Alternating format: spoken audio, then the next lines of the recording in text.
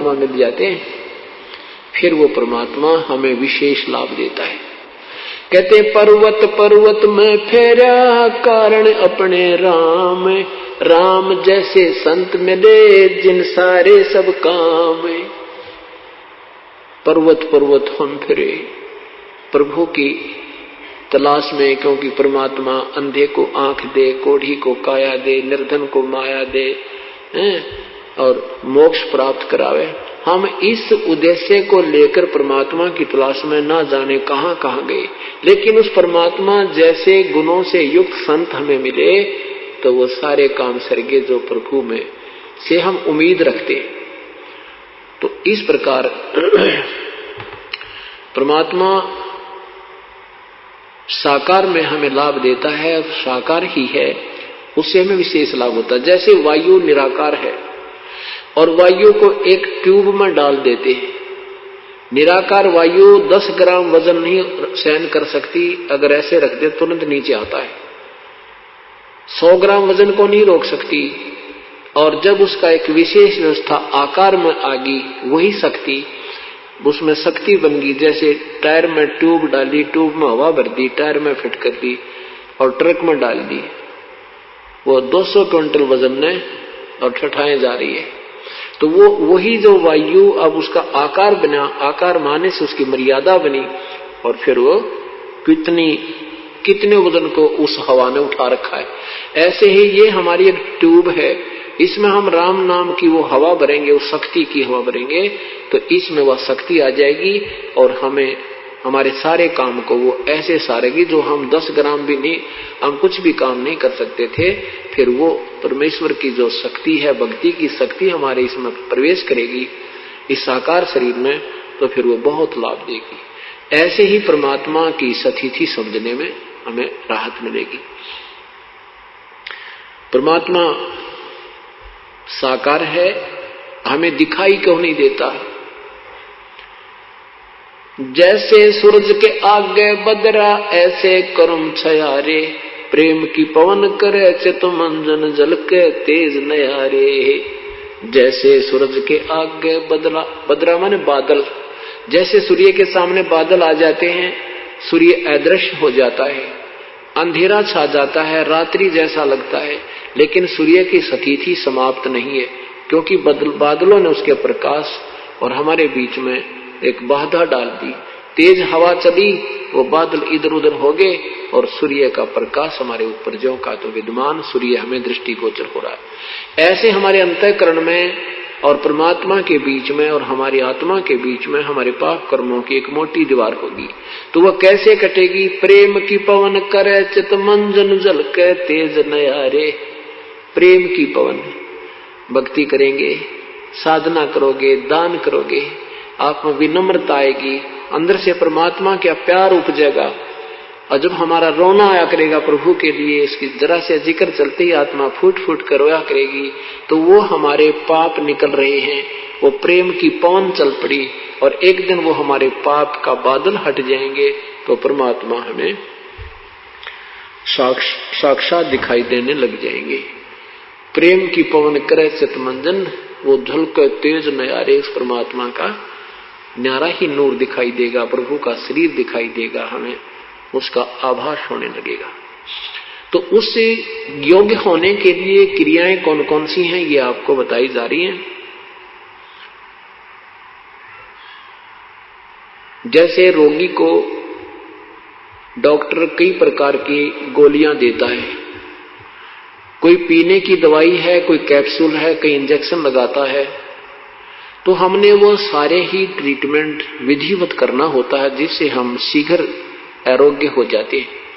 ठीक इसी प्रकार हम जन्म मृत्यु के रोग से पीड़ित हैं, और इसमें हमें काफी मेडिसिन की आवश्यकता पड़ती है, अर्थात प्रभु की भक्ति कई प्रकार से करनी होती है। जैसे सुबह का नित्यनेम मंत्र जाप, प्रथम मंत्र जाप, द्वितीय मंत्र जाप, दोपहर के बाद रमैणी, शाम की संध्या आरती, सत्संग में सेवा, दान करना, सिमरण सतनाम का सिमरण, फिर सारनाम मिलेगा। ये सारी की सारी क्रियाएं करके हम स्वस्थ होंगे, अर्थात परमात्मा प्राप्त करने योग्य होंगे। जन्म मृत्यु के रोग से हम मुक्त हो जाएंगे।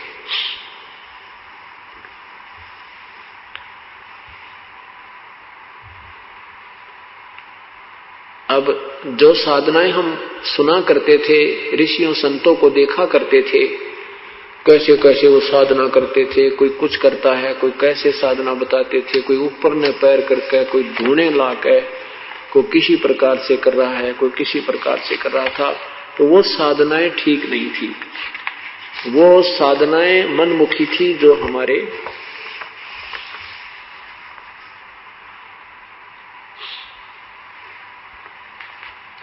और ये सब काल ने हमारे ऊपर जाल फैला रखा है, इसको सतमार्ग पर नहीं लगने देता प्राणी को।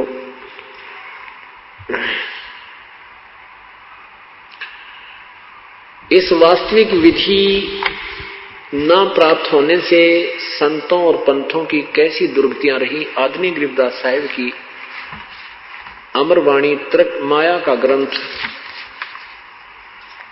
तर्कवेदी आपको सुनाते हैं। पांडे वेद पढ़े क्या होई, घट अंदर की खबर न जाने, दौरा लूटे तो ही। एक गुदरी एक धागा, पांच तरंग भी ना बागा, हाड चाम का सकल पसारा, सब घट एक बोलन हारा। ब्रह्म वेद भूलो मत को, सब घट एक गुद्दा लोहू, भगद्वार सब आवे जाही, ऊंच नीच कहां भिन्न बताई। आपको माया का ग्रंथ सुनाते हैं। ब्रह्म जोगनी जालम दूती, सुर नर मुनि जन खाए बेगुती, दोनों दीन चले दे धाई, सठ दर्शन को ठोर न पाई। ये सठ दर्शनी साधु कहते हैं इनको, इनका कितना ठिकाना कोई ना। इस माया क्या चीज है कि गंगा में माया पानी बन गई स्नान करने। जैसे आपने सुबह सुना था कि एक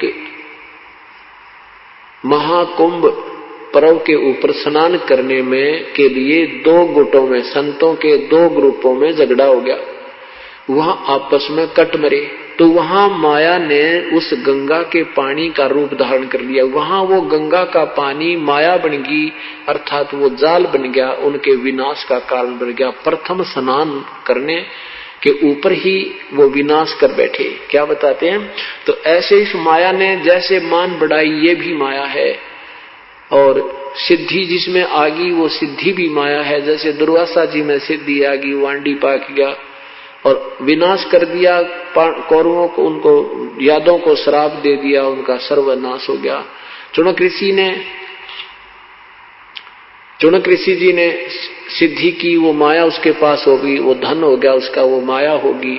उसने बेहतरक्षोणी सेना का, मानधाता चक्रवर्ती की, राजा की बेहतरक्षोणी सेना का विनाश कर दिया। तो यहाँ क्या बताते हैं कि ये माया इस जीव को सतमार्ग पर नहीं लगने देती। ये मान बढ़ाई आदि गलत साधनाएं जो हैं, तो इसमें क्या कहते, दोनों दीन चले दे धाई, सठ दर्शन को ठोर न पाई, पंडित पकड़ चौप टैली ने, काजी के सिर बोझे दीने।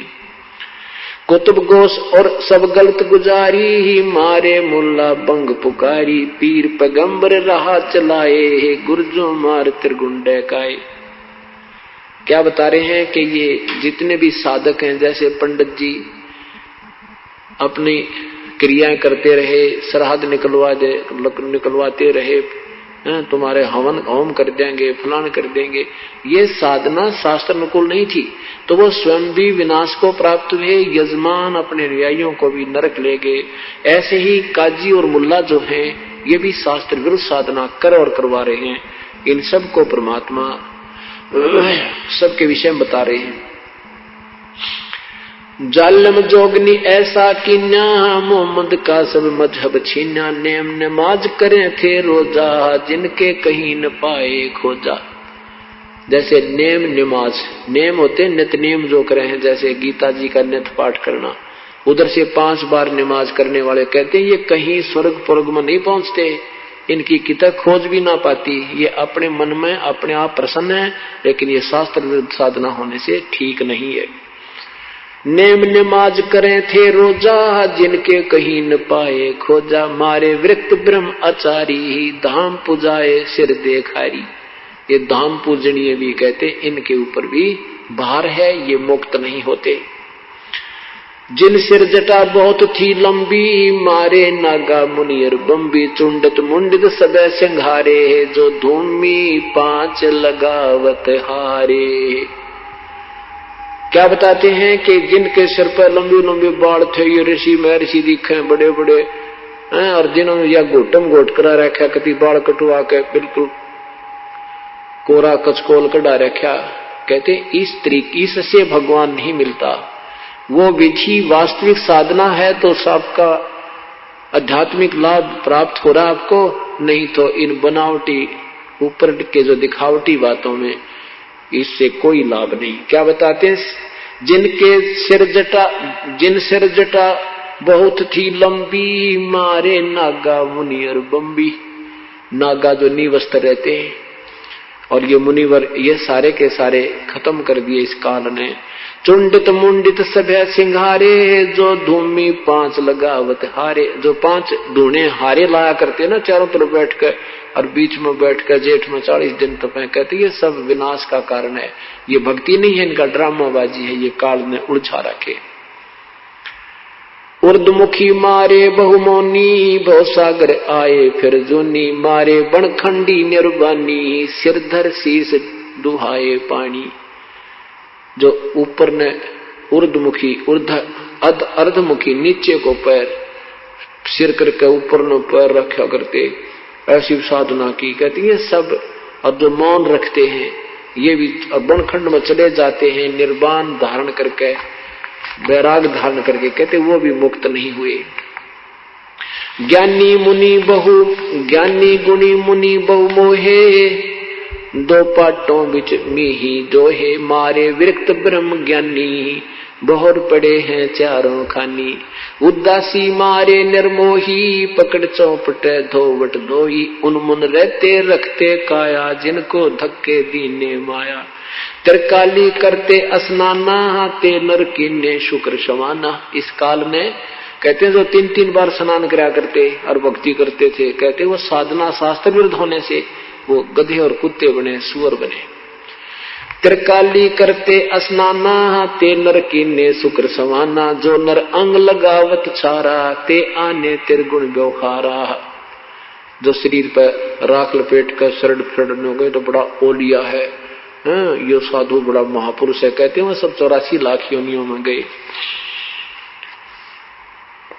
मारे चारों वेद वकंता, जो नर 18 पुराण अकथनता, जिनके कानों मुद्रा भारी, ते माया ने कीने गरबारी।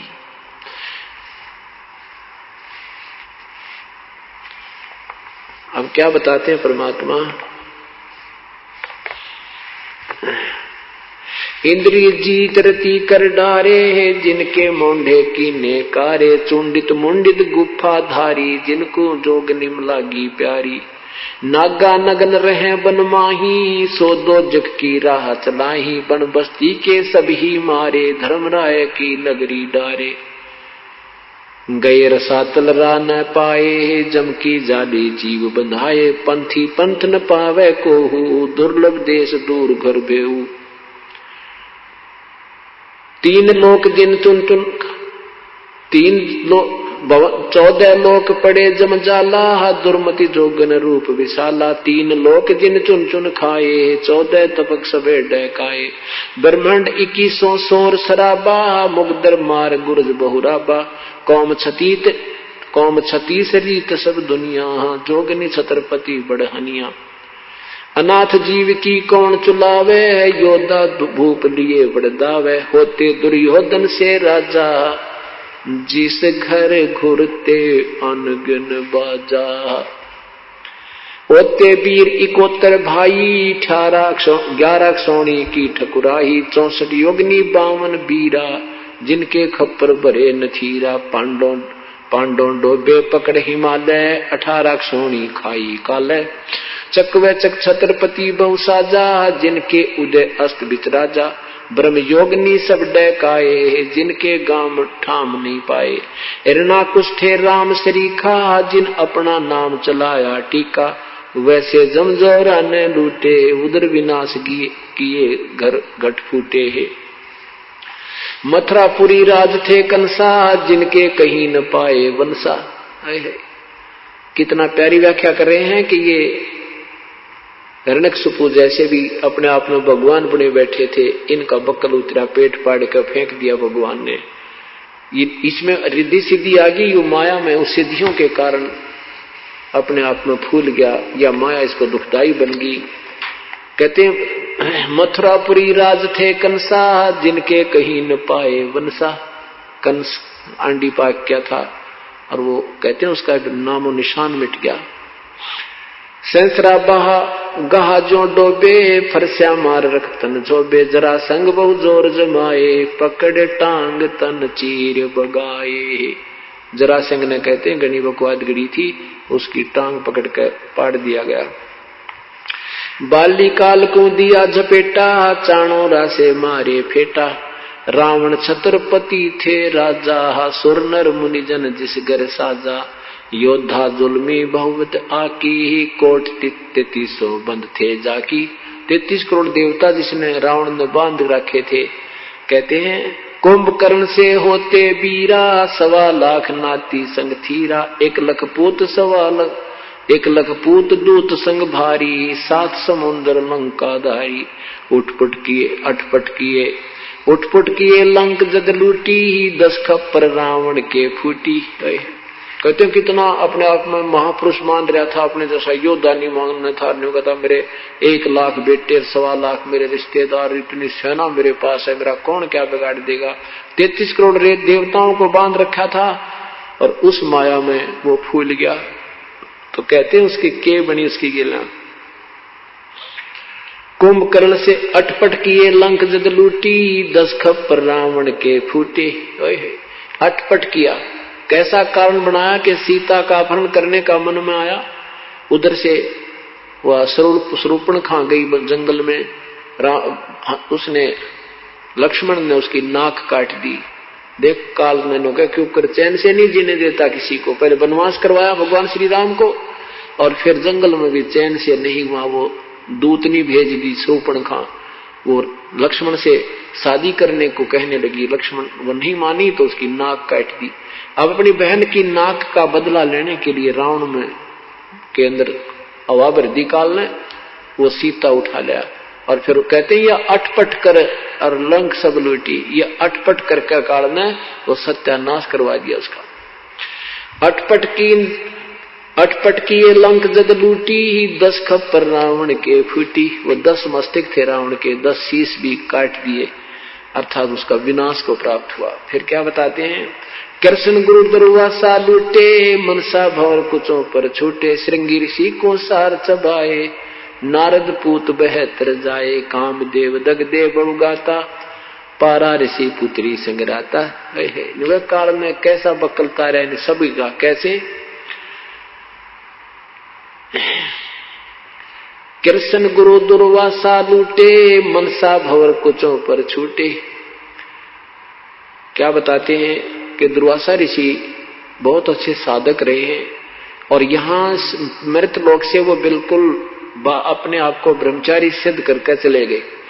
ये क्या है कि ये ऊपर तो एक कांचली है अपने, या एक जैसे सर्प के ऊपर कंचली होती है, तो या तो एक कांचली है ये शरीर, इसके अंदर ज्यों का त्यों शरीर एक और रहता है जब तक नेक्स्ट जीवन नहीं मिलता, नेक्स्ट कोई दूसरा कोई प्राणी का जीव नहीं शरीर नहीं मिलता, तब तक ये शरीर हमारा ज्यों का त्यों रहता है। और उस शरीर में ही ये हम भक्ति साधना जो करते हैं उस शरीर को परिपक्व कर देती है। अब जिसमें जितनी कमाई होती है उसी आधार पर फिर ये ऊपर जाते हैं स्वर्ग में। तो ये दुर्वासा जी वहां स्वर्ग में पहुंच गए। स्वर्ग आपको बताया वो क्या है, वो सबसे ज्यादा बकवाद है स्वर्ग में। वहां से नाचने गाने सारे मीठी मीठी आवाज के सब बकवादे हैं।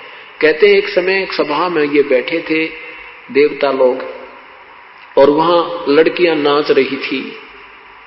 यहां तो ये महर्षि कल आते, वहां जाके ये फिर जो कहते हो उसी सती थी माँ जी, क्यों ये जीव ही है और जीव में विकार जो कहते हैं जब तक हमें सत साधना तत्व ज्ञान नहीं प्राप्त होता। तो ये दुर्वासा वहां बैठा था और एक लड़कियां नाच रही थी। तो इसने क्या किया, सिद्धि होती है इन ऋषियों में, इसने एक भंवरे का रूप बना के और उस लड़की की दूधी को काट लिया जो अर्धनग्न थी, और उस लड़की ने हाथ मार दिया। अब कोई हमारे मच्छर लड़े, कोई बिरड लड़े या कोई ततिया लड़े, भौरा लड़े तो हम हाथ ही मारेंगे।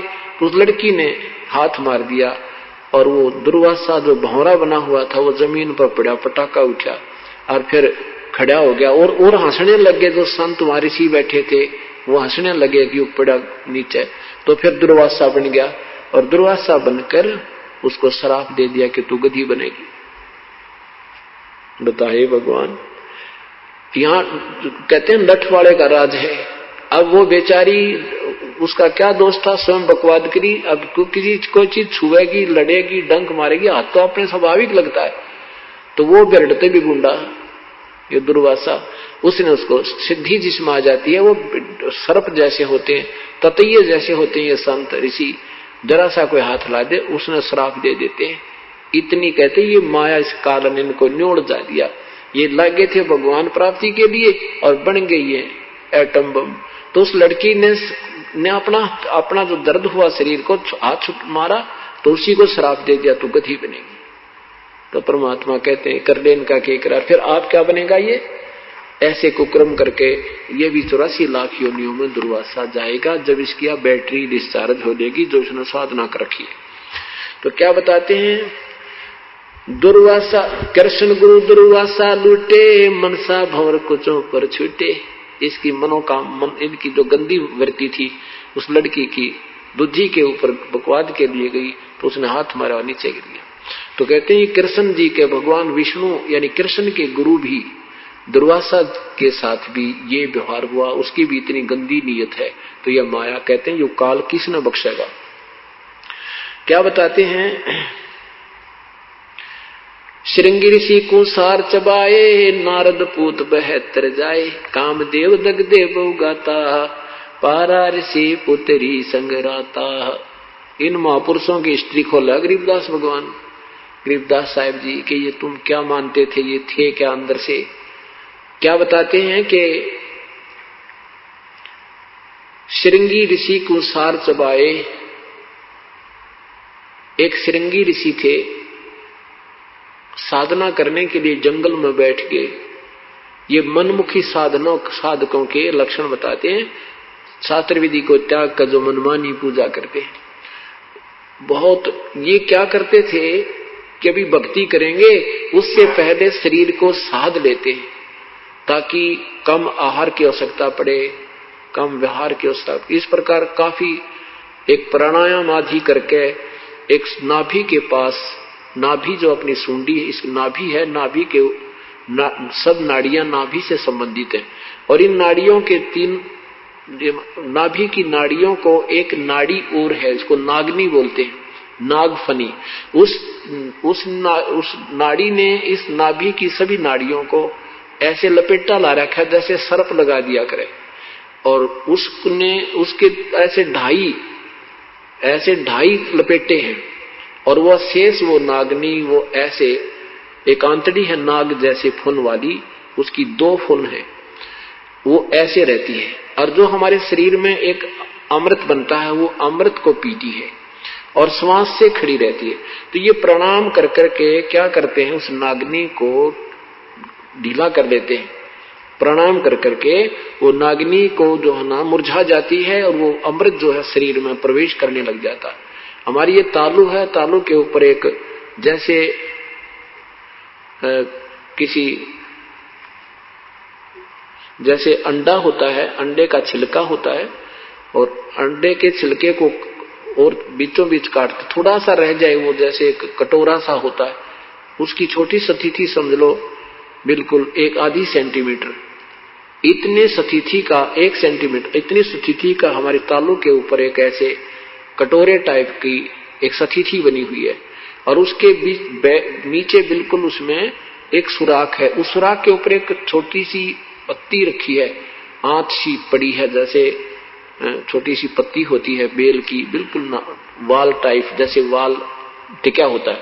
तो इस तालु का अभ्यास करने से, ऐसे जो खेचरी मुद्रा लगाते हैं, तो उससे क्या होता है कि वो जरा सा तालु उसके जो उस अमृत को रोके हुए होता है वो थोड़ा सा खिसक जाता है, वो फिर नीचे आता है, नीचे आकर के फिर ये नाभि पर आता है। और नाभि अगर वो नागनी ना पीवे, वो नागफणी नहीं पीवे, तो ये सारा उसी अमृत से इस शरीर में इतना जो ना सरूर सा हो जाता है कि भूख लगनी बंद हो जाती है और निंद्रा आनी बंद हो जाती है। तो उसके अभ्यास में भी हमें कम से कम 20 वर्ष लग जाते उसको प्रफुल्लित करने में। ये पुराने समय के काम हैं, ये लगे रहते, थाली बैठे थे ऋषि लोग, लाखों वर्ष की उम्र होती थी, ये बकवादाम लगे रहते। लेकिन वो साधना परमात्मा पाने की फिर भी नहीं है। वो तो साधना शास्त्र विरुद्ध है और शास्त्र अनुकूल साधना बिल्कुल सिंपल सी है, ये नहीं करनी थी। फिर भी उन ऋषियों को जिन्होंने शास्त्र में साधना की और इस माया ने, काल के जाल ने कुकर भरमा दिए, तो उस श्रृंगी ऋषि ने अभ्यास कर लिया अल्प आहार करने का।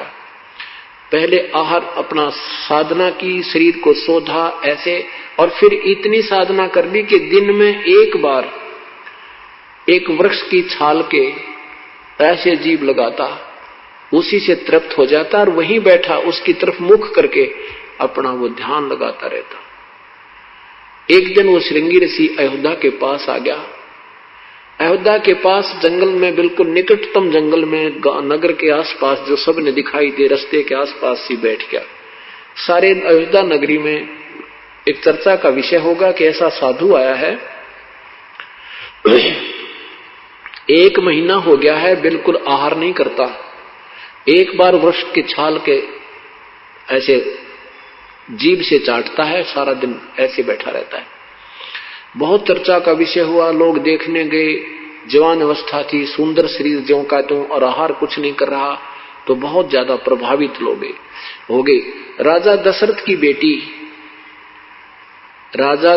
बेटी शांता, जो श्री रामचंद्र से बड़ी थी, रामचंद्र हर तो फिर बाद में हुए हैं, बहुत बाद में, वो शांता जो है जवान थी, उसके बाद कोई पुत्र नहीं था, कौशल्या की पुत्री थी वो। उसके बाद राजा को कोई संतान नहीं थी, तो इकलौती पुत्री थी। इकलौता बच्चा ज्यादा ही लाडला होता है, तो वो लड़की अन्य सहेलियों के साथ उस ऋषि को देखने गई। शांता उस ऋषि को देख करके उस पर आसक्त होगी। उसने किसी संत से, ऋषि से, अन्य ऋषि से पूछा कि ये संत कैसे आंखें खोले, कैसे ये संसार व्यवहार में यानी देखे, हमारी तरफ संसार को देखे। तो उस ऋषि ने बताया कि जहां वो जीवा लगाता है वहां पर थोड़ा सा शहद लगा देना। अब राजा की लड़की ने कौन टोके, राजा की लड़की ने जाकर के जहां वो जीभा लगाता था दिन में एक बार, उसके वहां थोड़ा सा शहद लगा दिया वृक्ष के। अब पहले ऋषि एक बार जीभा लगाता था, उस दिन 3 बार लगाई उसने, आनंद से आया, वो शहद अंदर गया। अगले दिन फिर लगा दी, तीसरे दिन ऋषि ने आंखें खोल ली और शांता खीर बनाकर लेके पी ली। कहने का भाव ये है कि ऋषि फिर आहार करने लग गया। फिर ऋषि, अब शांता उस ऋषि के साथ चली गई। कहने का भाव उन्होंने अपना शादी कर ली और राजा दशरथ की इच्छा के विरुद्ध कर ली। तो राजा दशरथ ने किसी अन्य राजा से कहा कि हम क्षत्रिय हैं, ये ब्राह्मण है और हमारी इसमें इंसल्ट होती है, आप इसको गोद ले लो, लड़की को आप शादी कर देना। कहने का भाव ये है कि परमात्मा क्या बताते हैं, श्रृंगी ऋषि को सार चबाए, नारद पूत बहतर जाए। अब परमात्मा कहते हैं जब तक अपूर्ण संत पूर्ण परमात्मा की शरण में आकर विधिवत साधना नहीं करोगे, यू काल न्यो नचाए जागा तुमने। क्या बताते हैं, एक बार नारद जी जंगल में साधना करने चले गए। 12 वर्ष तक बैठकर खूब तप किया, मन में मान लिया कि हमने सब इंद्रियों पर काबू कर लिया। अब जंगल में आदमी अकेला रहे, वृक्ष दिखे, पत्ते घास फूस खावे, आप पे यू मन बकवाद करने तो चुप हो जाता है, यू दड़ मार जा, ये बिल्कुल दुबक जाता है और फिर ज्यों का त्यों तैयार हो जाता है। ये अनजान ऋषियों को ज्ञान नहीं था। 12 वर्ष के बाद नारद जी आए। ब्रह्मा, विष्णु और महेश जी ये तीनों भाई हैं। बड़े ब्रह्मा जी, बीच के विष्णु और छोटे भगवान शिव। तो नारद जी जो ब्रह्मा जी के पुत्र हैं, महर्षि नारद जो है विष्णु जी के पास गए। विष्णु जी ने पूछा, भाई ऋषि जी बहुत दिनों में दर्शन दिए, कहाँ चले गए थे? नारद जी ने कहा कि प्रभु मैं 12 वर्ष तक जंगल में साधना करके आया हूं और मैंने अपनी इंद्रियों पर काबू पा लिया है। अब मैं माया के और इंद्रियों पर काबू कर लेंगे तो ये संसार में उत्पत्ति कैसे होगी, 1 लाख जीव तू कैसे खाएगा? तो इसका नियम है कि bud the evil cut the evil in the bud, यानी बुराई को यानी स्टार्ट में ही काट दे। तो इसने विष्णु जी के मन में प्रेरणा कर दी कि यू बढ़ांडी पाक गया नारद जी, ये कहता मन इंद्रियां सारी काबू कर ली, चल इसको ठीक करते हैं। तो उधर से क्या हुआ कि नारद जी मिलकर चल पड़े, वहां से जा रहे हैं, उधर से विष्णु जी पीछे से आ रहे हैं। नारद जी ने पूछा, कहां जा रहे हो प्रभु? हाँ, कहां जा रहे हो प्रभु? कि भाई मैं इधर जाना है, इस लोक में घूम के आऊंगा, आप चलोगे मेरे साथ? नारद जी कहने लगे, मैं तो खाली हूं, आपके साथ ही चल पड़ता हूं, आपकी आज्ञा हो तो। विष्णु जी कहने लगे, आ जाओ मेरे साथ आ जाओ। तो चलते चलते एक दरिया के साथ जा रहे हैं, दरिया के साथ साथ चल रहे हैं। तो नारद जी से कहा विष्णु जी ने कि ऋषि जी आप खड़े रहो, मैं पानी पी कर आता हूं। विष्णु जी ने कहा, नारद जी ने कहा, नहीं महाराज, मैं आपके लिए पानी यहीं लाता हूं, आप यहां रुको और मैं आपका सेवक हूं। तो भगवान विष्णु ने कहा कि नारद जी पहले स्नान करना दरिया में, फिर पानी लाना। अच्छा जी। अब नारद जी ने जो ही स्नान करने के लिए डुबकी लगाई दरिया में, तो उसके एक सुंदर लड़की बन गया, एक सुंदर लड़की रूप बन गया नारद जी का। उधर से उसी नगरी का एक राजा टहलने के लिए आया, वह सुंदर लड़की देखी। राजा ने पूछा, कन्या तू कौन है, कहां से आई है, क्या तेरा नाम है, कौन तेरा गांव है? लड़की ने कहा कि मुझे नहीं मालूम मैं कौन हूं, कहां से आई हूं, मेरी बुद्धि काम करना बंद कर चुकी है। राजा ने उस लड़की को अपने साथ लिया, घर ले आया, पटरानी बना दी। कहते हैं 72 संतान हुई उसके, और फुल्ली नहीं समावे, पोते और पोती हो गए, ठाठ हो गए, और फिर फुल्ली नहीं समावे, और खूब मेरे तो बढ़िया कोई नहीं, मेरी इतनी संतान है। फिर क्या होता, उस राजा का किसी दूसरे राजा से युद्ध हो जाता है और उस राजा ने पूरे के पूरे परिवार का विनाश कर दिया। उसके पुत्र भी मारे गए, युद्ध में गए थे, राजा भी मर गया, कोई शेष नहीं बचा। वो बुढ़िया हो रही थी, वो नारद से बनी औरत। तो उसने सोचा, रो रो के बुरा हाल कर दिया, सारे बाल पाड़ दिए, न रो रो कर टक्कर मारे। उसने सोचा तू आत्महत्या कर ले और तेरे पास शेष नहीं रहा कोई चीज।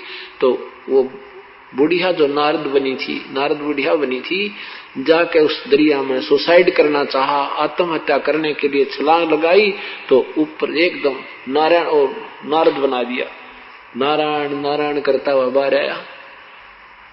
उधर से भगवान खड़े खड़े मुस्कुरा रहे हैं। विष्णु जी कहते हैं, अरे नारद बहुत देर लगा दी, मैं तो बहुत प्यास लगी है, जरा पानी ला, शीघ्र ला। और नारद के सबकी बंदरी, जैसे सपने में कोई ऐसी दुर्घटना महसूस हो जावे और ऐसा रोया कर आदमी और जाग जाना, सपन टूट जा तो भी उसको ऐसे महसूस होता जैसे अभी वो तेरे साथ कोई बुरी घटना घट रही है। अब नारद जी के पसीने आ रहे, ये भगवान वो मैं तो ऐसा बुरा हाल हो रहा था, मेरी तो इतनी संतान थी वो मर गई सारी। तो फिर जान गया भगवान हंस रहे खड़े खड़े। तब विष्णु जी ने कहा कि तूने क्या था, मैंने सारी इंद्रियां बेकाबू कर दिया। तब नारद जी बोले, भगवान आप तो कसूते हो। तो कहने का भाव यह कहते हैं कि श्रृंगी ऋषि को सार चबाए, नारद पूत बहतर जाए, कामदेव दगदे बहु गाता, पारा ऋषि पुत्री संगराता।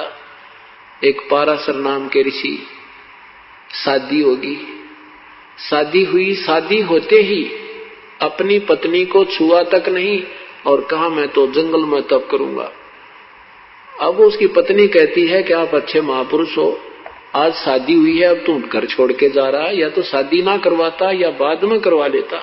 तो कहता है कि पहले मैं तप करके आऊंगा, साधना करूंगा, अच्छी संतान उत्पन्न होगी, ये करके बहाना चल पड़ा। तो फिर कहा कि मैं जब कुछ साधना कर लूंगा तेरे पास बीज शक्ति भेज दूंगा, तुझे गर्व रहेगा।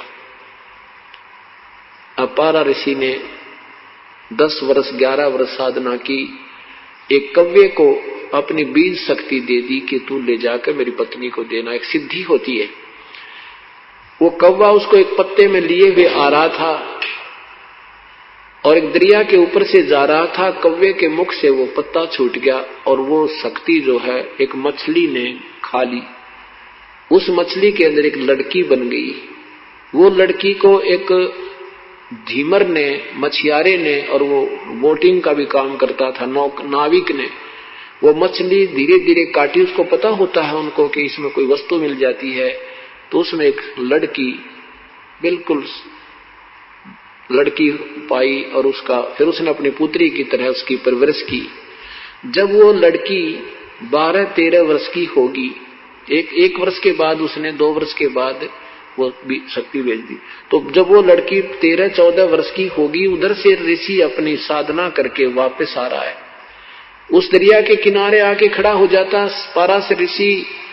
उस समय वो लड़की जो है, जो पाराशर ऋषि की ही बेटी समझो, जो उसी की बीज शक्ति से मछली के अंदर उत्पन्न हुई थी, वो लड़की अपने मछियारे पिता की रोटी लेकर आई थी, वो नाविक की, मल्लाह की, और वो मल्लाह रोटी खा रहा था।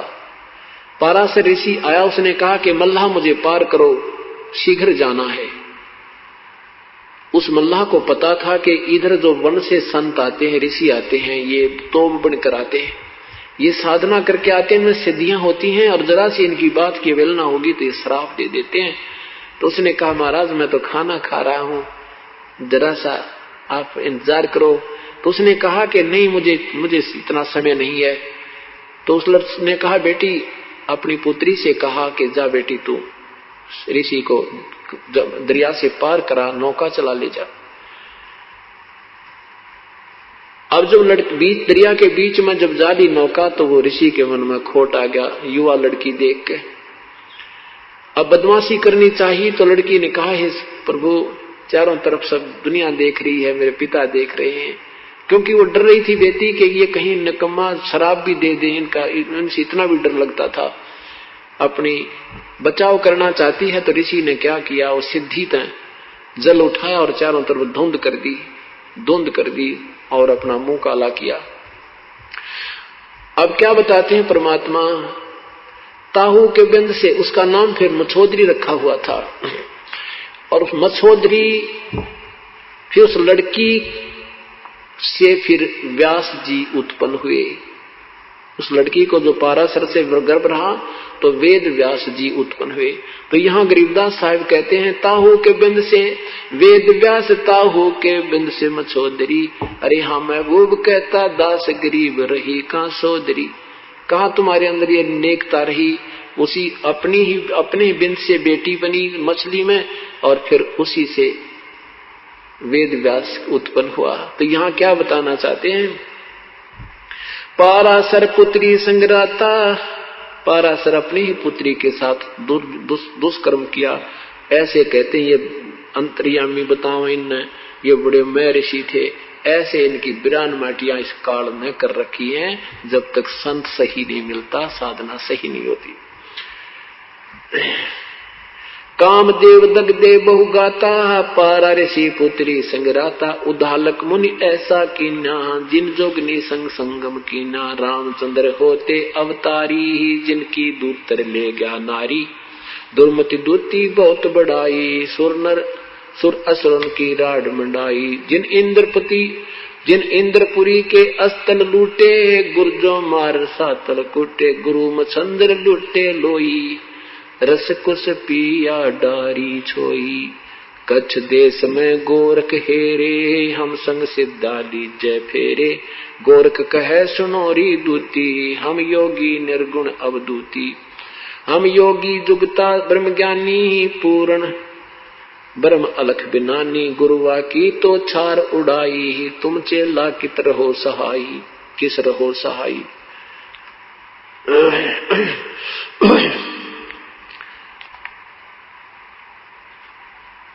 उल्टा बिंद चलाहूं पारा, हम योगी पूर्ण करतारा। यग रची जद पांडो, यग रची जद पांडो, जब यग रची जब पंडो राजा, नौ नाथों नहीं नादू बाजा।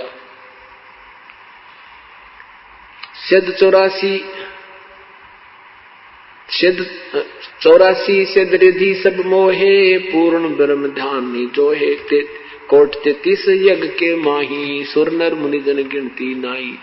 56 कोट जहां थे या 56 कोट जहां थे जादो, जिनसे नहीं बाजा नादो। अरबों वक्ता वेद उचारी, ना यज्ञ भई यज्ञ संपूर्ण सारी। 60 दर्शन की गिनती नाही, अनाथ जीव जीवे वो माही। क्या बताते हैं कि जिसमें अब शास्त्र विरुद्ध साधकों और शास्त्रानुकूल साधनों की साधक की तुलना करते हैं, निष्कर्ष दिया है। गीता जी में आपने सुना होगा,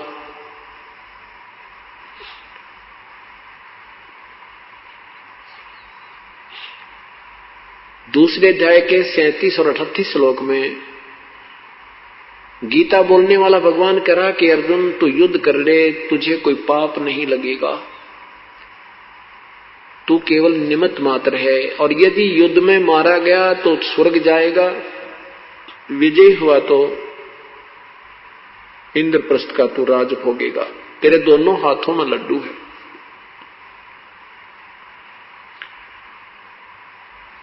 और फिर क्या होता है कि युद्ध में पांडव विजयी होते हैं, कौरव पराजित हो जाते हैं, विनाश हो जाता है। राजगद्दी पर युधिष्ठिर को बैठा दिया जाता है। युधिष्ठिर जी को बुरे बुरे शोपन आने लग जाते हैं। उसके समाधान के लिए भगवान श्री कृष्ण के पास द्वारका जाते हैं पांचों पांडव, क्योंकि श्री कृष्ण जी पांडव और यादव के गुरुजी थे, धार्मिक गुरु थे, ये नाम उपदेश देते थे।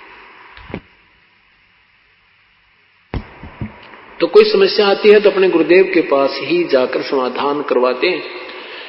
तो भगवान श्री कृष्ण ने कहा कि जो तुम्हें सौपन आ रहे हैं युधिष्ठिर जी को, इस कारण से आ रहे हैं कि तुमने महाभारत में जो पाप किए हैं वो तुम्हें दुखदाई हो रहे हैं। उसके लिए एक अश्वमेध यज्ञ करो।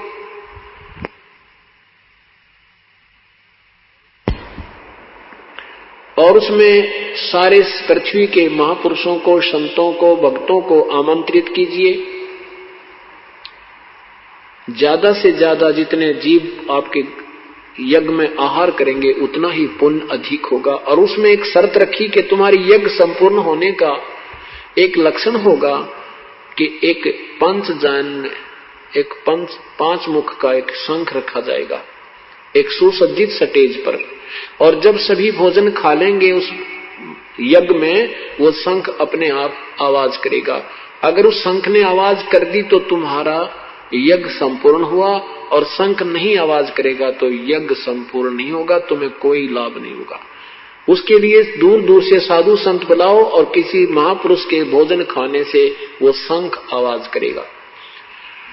अब यहाँ अर्जुन देखता है कि भगवान गीता का ज्ञान देते समय तो कह रहा था तुम्हें कोई पाप नहीं लगेगा, अब कह रहे हैं कि तुम्हें वो युद्ध में किए हुए पाप ही दुखदाई हो रहे हैं।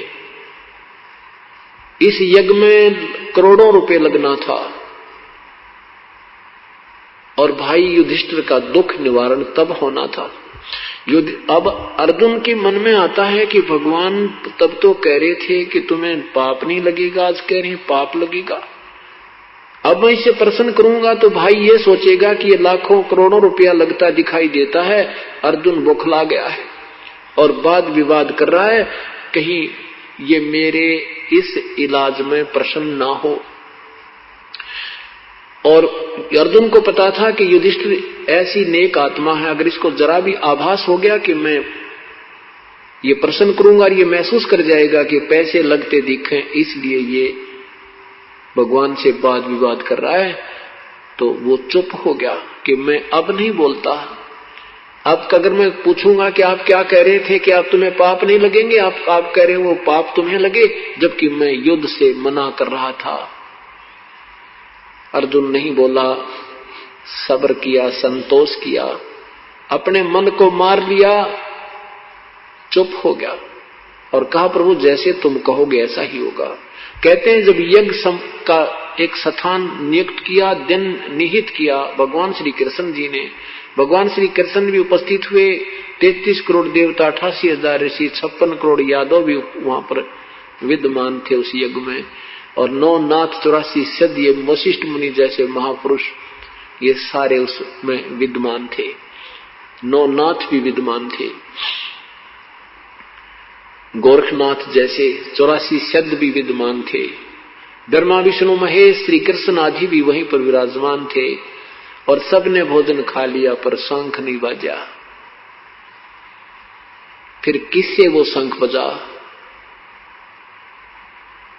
उस पूर्ण ब्रह्म के सतनाम सार नाम उपासक, सतनाम उपासक, सत साधना उपासक सुपथ सुदर्शन से द्वापर युग में करुणामय नाम से पूर्ण परमात्मा आए हुए थे। उसमें अपनी सद्भक्ति का मार्गदर्शन कर रहे थे। उसमें एक हंस ने उनको समझा था, जो एक वाल्मीकि घर में जन्म था, नाम सुदर्शन था उनका। सुपथ वैसे कहते हैं जैसे हरिजन कहा करते हैं। तो सुदर्शन जी को बुलाकर लाए थे और उनसे फिर वो शंख बजा था। उसके विषय में जानकारी दी है, क्या बताते हैं?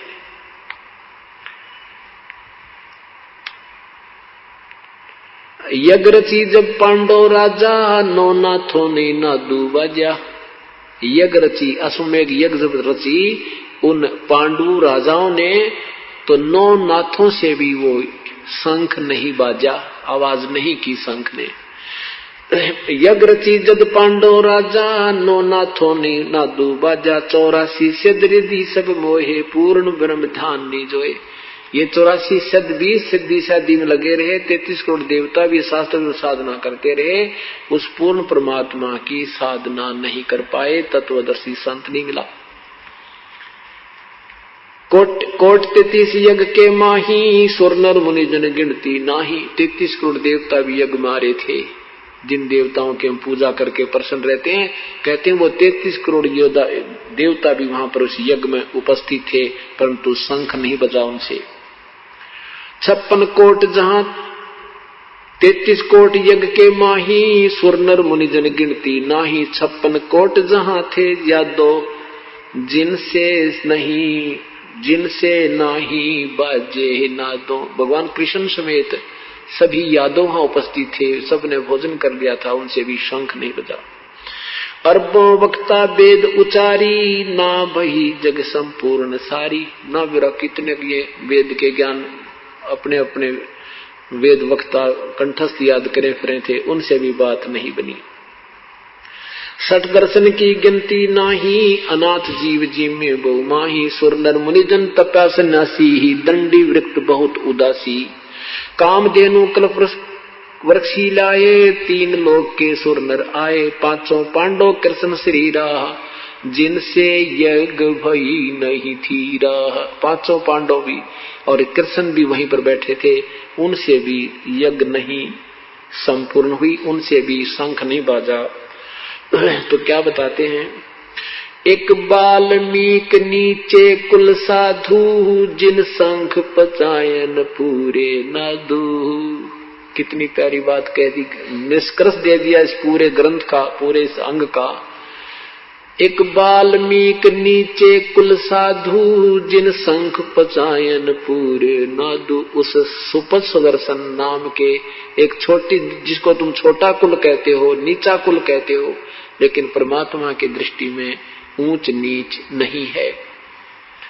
अब जो ब्राह्मण लोग 88,000 ऋषि वहां विद्यमान थे, और वहां कहते हैं उस वाल्मीकि भंगी के घर में जन्म जिसका था, उस सुदर्शन ने वो सत साधना कर रखी थी, उससे वो शंख बजा।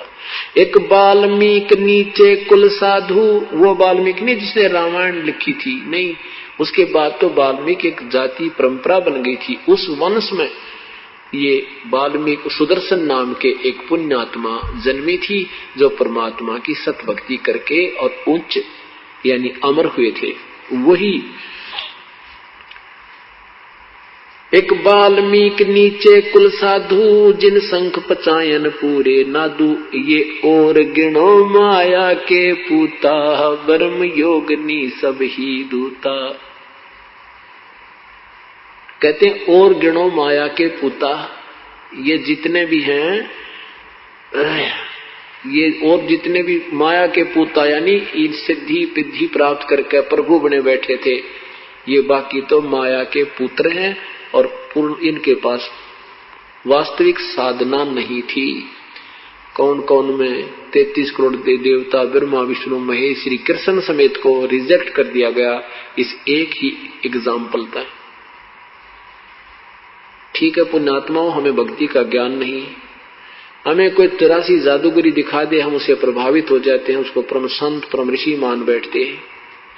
और जब हमें ये इसलिए ज्ञान आपको कराया जाता है, ये एक पढ़ाई जाती है, आप पूर्ण रूप से ऐसे प्रिपेयर हो जाओगे, आपको कोई डगमग नहीं कर सकता। फिर ये भक्ति चलेगी आपकी, नहीं तो भक्ति चल नहीं सकती। कोई चार बात बनाने वाला, मीठी मीठी गल्ला करने वाला आपको मिल गया, आप उसी से प्रभावित हो जाओगे। फिर आप इतना निर्णायक हो जाओगे, आप उस व्यक्ति को कितना ही बातें बनावे उसको रिजेक्ट कर दोगे। नहीं, आप केवल बात जानते हो, आपके पास तत्व ज्ञान और वास्तविक साधना नहीं है। तो फिर ये मन सीधा सा अपना भक्ति पर लगा रहेगा।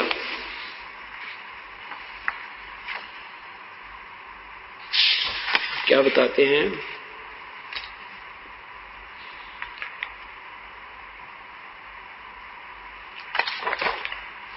नूरी अंग बिनस है भाई ही, माटी के किस गिनती माही, ऐसे भरम न भूलो लोई, उनकी ओट न उबरे कोई। क्या बताते हैं कि जैसे इन ऋषियों का, संतों का, ब्रह्मा विष्णु महेश का शरीर भी नूर का है, इनके शरीर से भी प्रकाश है।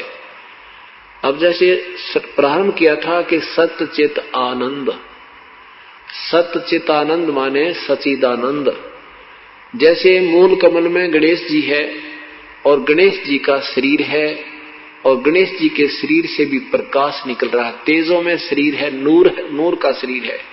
और इस इनके शरीर को अगर ओरिजिनल शरीर को देख ले तो आपकी आंखें फट जाएं, इतने अच्छे लगेंगे वो शरीर में, इतना सुंदर। जैसे अभी हम किसी सुंदर शरीर को देखते हैं, कोई सुंदर वस्तु देखते हैं, कोई अच्छी नई कार देख लेते हैं, उसकी तरफ ध्यान से देखते ही रह जाते हैं। तो ऐसे हमारा प्रभावित है ये आत्मा उस सुंदरता को देखने के लिए, क्योंकि वो वास्तविक सुंदरता जिसको हम यहाँ देखते हैं, किसी वस्तु में देखते हैं, कोई अच्छा गाड़ी को सुंदर देख कर प्रभावित हो जाते हैं, किसी और चीज को देखकर हम प्रभावित होते हैं, तो वो जो सुंदरता है उस परमात्मा में है सारी, वो पूर्ण परमात्मा में वो सच्चित आनंद है। अब जैसे श्री गणेश जी का अगर तुम शरीर देख लो, जो मूल कमल में आपकी दृष्टि कभी चली जा, तो आपकी आत्मा वापस नहीं आ सकती वहां से, इतना अट्रैक्शन हो जाता। क्योंकि हम तो पतंग हैं और वो एक उनमें आकर्षण है, और हमने उस रोशनी की आवश्यकता, उस परमात्मा का जो शरीर हमने देख रखा है, आज हम उसको ढूंढ रहे हैं। अब हमने जो कुछ भी दिखाई देती है, हमें वही दिखता है कि शायद ये भगवान ना हो जिसने हम छोड़ के आए थे, जिसको हम देख देख कर प्रसन्न रहा करते थे। ये पतंग जो दीपक पर गिरते हैं, ये इसलिए गिरते हैं कि शायद ये भगवान है जिसकी हमने तलाश है, जिसको हम तो त्याग आए थे, और वो जलते ही मर जाते हैं। तो ऐसे परमात्मा हमें याद दिला। तो ऐसे ही इन सबका नूर है, इनके शरीर में प्रकाश है, तेजों में शरीर है, इनका नूर का शरीर है। विष्णु जी का, ब्रह्मा जी का, शिव जी का, इनका एक जैसे वाट का शरीर है, इनके शरीर से भी प्रकाश है, इनका लोक भी प्रकाश में है, इनके लोक से भी प्रकाश प्रकाशित है, यानी का लोक में भी प्रकाश है, हीरे में प्रकाश होता है, ऐसे इनके शरीर में प्रकाश है। तो ये नादान संत ना तो कहीं पहुंचे हैं, ये देख लेते हैं। एक तो कमल ऊपर से देखा जाता, अंदर जब दृष्टि जाती है ऊपर से कमल दिखाई देगा, उसमें पंखड़ियां दिखेंगी, उसकी पंखड़ियों के बीच में एक सुई की नोक टिका, इतना निशान है, और उसमें एक बहुत जोर की रोशनी जाएगी, वो रोशनी के साथ आत्मा उसमें प्रवेश कर जाएगी, जिसकी वो इतनी साधना होगी कि वो कमल खुल जाए, खिलकर खुल जाए। खिलता है ऐसे जैसे वो बंद पड़ी है पंख अंतड़ियां, इसका रीढ़ की हड्डी के अंदर जो और के बाहर अंदर की तरफ ये कमल हमारे बने हैं आंतड़ियां से, ये ऐसे लटक रही हैं। अब ये साधना करने से ऐसे ऐसे खिल जाएंगी। उन खिलने के बाद उस कमल के बीच में एक रोशनी सी नजर आएगी, उसमें ये आत्मा अट्रैक्ट हो जाएगी और फिर उसके अंदर घुस जाएगी, अंदर जाकर फिर उस लोक को देखेगी। ये भगवान जय, उसमें आत्मा चलेगी, वापस नहीं आ सकती अभी, क्योंकि आप तो बालक हो, आपने कुछ देखा ही नहीं। इसलिए परमात्मा ने ये अंदर जाने का तरीका नहीं आपको दिया, आपको दिया कि तुम भक्ति करो और इन कमलों में जो तुम्हें लेन देन है आपका यहाँ करके आगे चलो। अगर इसमें चले गए तो वापस नहीं आ सकती, आप में इतनी कमजोर है अभी हमारी आत्मा। तो हम उस नूर को देखकर आकर्षित हो जाते हैं। उसके बाद फिर ब्रह्मा विष्णु महेश, मूल कमल में गणेश जी, स्वाद चक्र में सावित्री ब्रह्मा जी, नाभि कमल में विष्णु और लक्ष्मी जी, हृदय कमल में शिव और पार्वती जी, कंठ कमल में दुर्गा जी, और त्रिकुटी कमल में फिर आगे हम चलेंगे, वहां प्रभु पूर्ण परमात्मा अपने वहां पर अलग अलग स्थान पर अलग स्थिति में आपको मिलेगा। फिर सहस्रार कमल में ये ज्योति निरंजन काल ने अपना एक छलावा किया हुआ है, 1000 पत्तियां छोड़ 1032 ही जग रही हैं, वो आंतड़ी है, 1000 उनमें से रोशनी निकल रही है, प्रत्येक में न्यारी न्यारी, लेकिन वो वास्तव में काल ब्रह्म नहीं है, वो ब्रह्म का फैलाया हुआ जाल है। और वहां तक पहुंचने वाले को कुछ क्रेडिट अधिक मिल जाता है, उसको अलग से एक स्वर्ग लोक में, महास्वर्ग के अंदर एक अलग स्थान बना रखा है, वहां बहुत लंबे समय तक वो रह जाता है। ऐसे ही इसने अपनी वो सतिथि बना रखी है। जैसे पर्वत पर चढ़ते हैं पर्वतारोही, अब वो वहां डड़े ढोरे हैं, वहां चढ़ते हैं, उस जो चढ़ जाते हैं उनको सरकार इनाम दे देती है, कितनी नौकरी लगा देती है, इस करके। ऐसे ये जो साधना है इनका ये फल है। तो क्या बताते हैं, अंदर हम देखेंगे तो हर देव का नूरी शरीर है, उनके शरीर में तेज है। तो जैसे सच्चिदानंद की व्याख्या शुरू की थी, अब वही समाप्त करते हैं कि जब हम ब्रह्मा विष्णु महेश का शरीर देखेंगे वो भी नूर का है, लेकिन उनका नूर ज्यादा नहीं है। गणेश जी का भी शरीर नूरी है, यानी तेजों में है, लेकिन वो शरीर ब्रह्मा विष्णु महेश से कम तेजों में है। और ब्रह्म ज्योति निरंजन का शरीर भी तेजों में है। जब वो महाब्रह्मा महाविष्णु शिव रूप में रहता है ब्रह्मलोक में, तो उसका जो तेज है इन ब्रह्मा भी नीचे वाले ब्रह्मा विष्णु महेश से 1000 गुना ज्यादा सुंदर शरीर है उसका, उस जो ब्रह्मा विष्णु महेश रूप में रहता है। और परब्रह्म का इस ब्रह्म से भी 1000 गुना ज्यादा तेज है, और पूर्ण ब्रह्म का तो असंख्य गुना वो सच, उसका भी नूर है। तो यहाँ क्या बताते हैं कि नूरी अंग विनस है भाई, ये माटी के किस गिनती माही। जब इन ब्रह्मा विष्णु महेश का नूर का शरीर भी नाश होगा तो तुम्हारा तो मिट्टी का है, इन ऋषि पेशियों का तो मिट्टी का है, ये गिनती में नहीं। ऐसे भरम न भूलो भाई, उनकी ओट न उबरा कोई, ऐसे भरम न भूलो लोई, उनकी ओट न उबरा कोई। क्या बताते हैं कि तुम इन देवी देवताओं के चक्कर में मत पड़ो, इन ब्रह्मा विष्णु महेश तक की साधना के चक्कर में मत पड़ो। इनकी ओट में, इनकी साधना में, इनकी शरण से किसी का उद्धार नहीं हो सकता। और वही पवित्र गीता जी कह रही है 37वें अध्याय के 12 से 15 श्लोक में कि इन तीनों गुणों के द्वारा, ब्रह्मा विष्णु महेश के द्वारा जिनका ज्ञान हरा जा चुका है, और ये राक्षस स्वभाव को धारण किए हुए मनुष्यों में नीच दुष्कर्म करने वाले मूर्ख मुझे बिना बजते, अर्थात इनकी साधना ठीक नहीं। और अन्य देवी देवताओं की पूजा, यानी ब्रह्म से अन्य, ब्रह्मा विष्णु महेश भी अन्य देवताओं में आते हैं।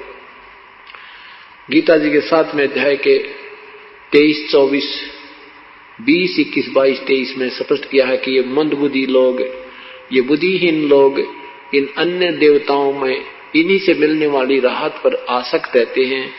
ये इनकी साधना से इनको कोई लाभ नहीं होता, जीवन व्यर्थ होता है। तो यहां वही परमात्मा ये सिद्ध कर, आदरणीय गरीबदास साहब सिद्ध करना चाहते हैं कि इन ऐसे कर्म न, ऐसे भरम न भूलो लोई, इनकी ओट न उबरे कोई, यादव 56 कोट सिंगारे, करी ठगोरी छिन में मारे। 5 तत्व 3 त्रिगुण की पूनी, आए ब्रह्मा विष्णु महेश्वर जूनी। ये ब्रह्मा विष्णु महेश भी कहते जन्म मृत्यु आए।